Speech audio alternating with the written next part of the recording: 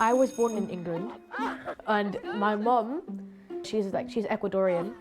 So my parents were born in Nigeria, and then I was born in Thamesmead. When I was little, I didn't know what an immigrant was. When I got older, my mum explained to me I'm classified as an immigrant. Growing up under a policy that overshadows every corner of their life. For the last 2 years, we've followed 6 children born in the UK to immigrant parents who have no recourse to public funds. Hi, how are you? It means the families normally have to pay to use the NHS and have no access to any kind of financial safety net from the state, even when facing extreme poverty. My dad, he works since 6 a.m. and sometimes he comes late at 10, 11. We need to pay our rent because our rent went up. Sometimes my dad doesn't have a lot of money and just in credit cards. Go through there. At least 9% of children at Surrey Square Primary School in London are from families locked out of government support. A lot of our parents would work in very low-wage jobs or maybe 0 hours contracts, so no stability and security within their working lives as well. And the most significant welfare right that people in this situation don't have is the right to social housing. It's a 1-bedroom flat for 6 people. My dad sleeps in the living room on a chair, and then my brothers, they have to share an old bunk bed.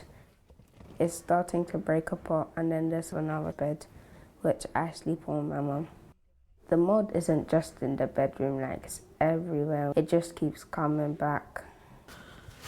Cover your mouth, please. Sometimes when I go to school, I feel like pain in my throat. The cough, sometimes they make me cry. The room is quite small. There's 2 pump-up beds. Me and my sister sleep on one, and then my mum and dad sleep on one as well. 2 days ago, we found the mice there, and the room has been leaking so much, and there's like bed bugs biting us. 1 in 5 people living under these policies have been made homeless or have experienced housing insecurity.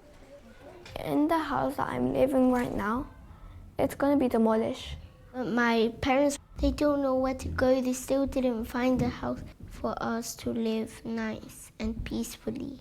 Despite being found unlawful 5 times, the no recourse to public funds policy continues to deny hundreds of thousands of British children a vital lifeline. We don't think it should be applied to any family that has children because it really does push them over the edge. They also face the additional financial burden of renewing their visas every 2.5 years, which can cost as much as £5,000 for each family member. It physically makes me stressed and I can't really sleep. And I can't explain it to someone because I don't want my parents to be more stressed. The government has set up a child poverty task force, but there's no clear indication that their strategy will improve the lives of those with no recourse to public funds. Something the children tried to get them to consider, protesting outside the Department for Work and Pensions late last year. Why can't migrant children have the exact same opportunities as other kids their same age? Migrant children feel paralysed, inhibited and locked up in a futile space without freedom to roam around like an actual child who is able to flourish as they wait impatiently for a visa. It's 2 years since we last saw Jess, and like many we have met, she's still trapped in the same situation. Money is extremely tight, despite all the adults working, and they still don't have access to government support. Although her grandma works for the NHS, she's locked out of any free care. It's clear it's beginning to affect Jess. I think benefits is something that everyone's meant to have, or like at least can apply for. So I understand why everyone else can have it, but we can't. I want to be a psychiatrist or like a lawyer, but like just seeing how it's turned out for my family, I don't even know if like I'll be able to do that, or if it's gonna like restrict me as well. Anne and Joanna's family eventually managed to move out of their 1 shared room to more suitable housing.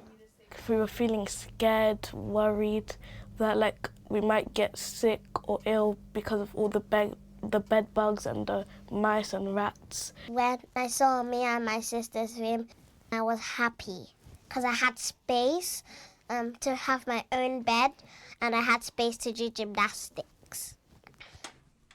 Hey guys. After 17 years of living with mould and in cramped conditions, Bazarat's family have finally had their no recourse status removed. It was a lengthy process with no guarantee of success, but worth the risk. They've now been rehoused. I think it's very different because there's not mould everywhere. I don't feel like gonna choke, and I can actually walk around my house without feeling trapped, like I'm in a cage. The effects that I had on us mentally is like mentally and physically. Like I feel like our health has deteriorated and it's not at the level it could have been if we weren't exposed to mould for that long. The children can apply for British citizenship when they turn 10. They still wouldn't be able to access benefits, but it would offer them some stability for the future.